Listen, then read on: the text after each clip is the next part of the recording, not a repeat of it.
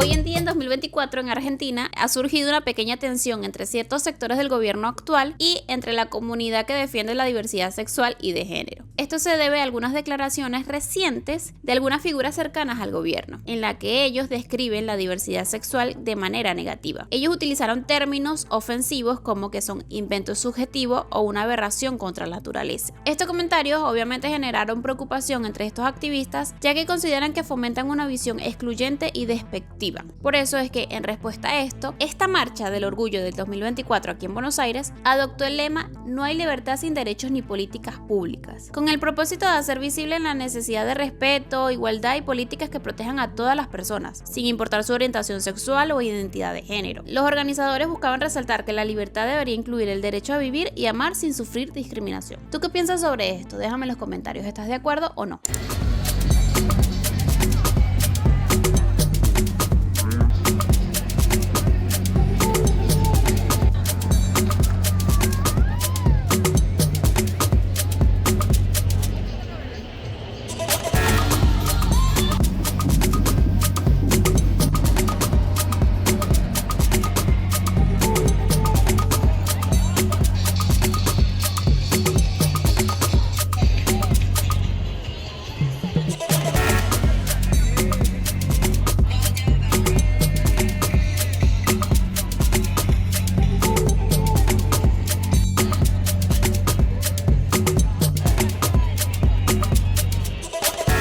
La vestimenta en la Marcha del Orgullo tiene un propósito importante. Permite que las personas expresen su identidad y celebren la diversidad sin temor a ser juzgadas. Para muchas personas, esta ropa colorida y llamativa representa una forma de libertad y orgullo, algo que en otros entornos no siempre pueden mostrar tan abiertamente. Además, esta forma de vestirse tiene un mensaje de resistencia, desafía las normas tradicionales de cómo debería vestirse una persona y hace visibles a quienes históricamente fueron marginados. La vestimenta extravagante se ha convertido en un símbolo de celebración de la individualidad, el amor propio y el respeto hacia todas las identidades.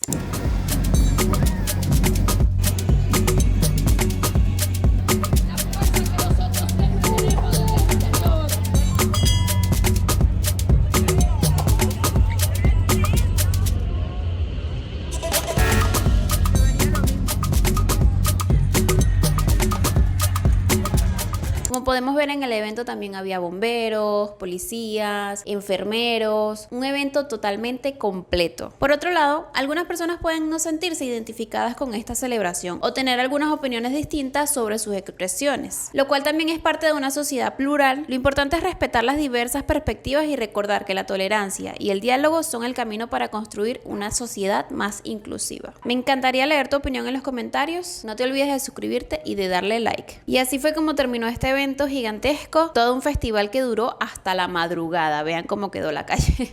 Hasta aquí este video, espero que te haya gustado. Nos vemos en la próxima aventura.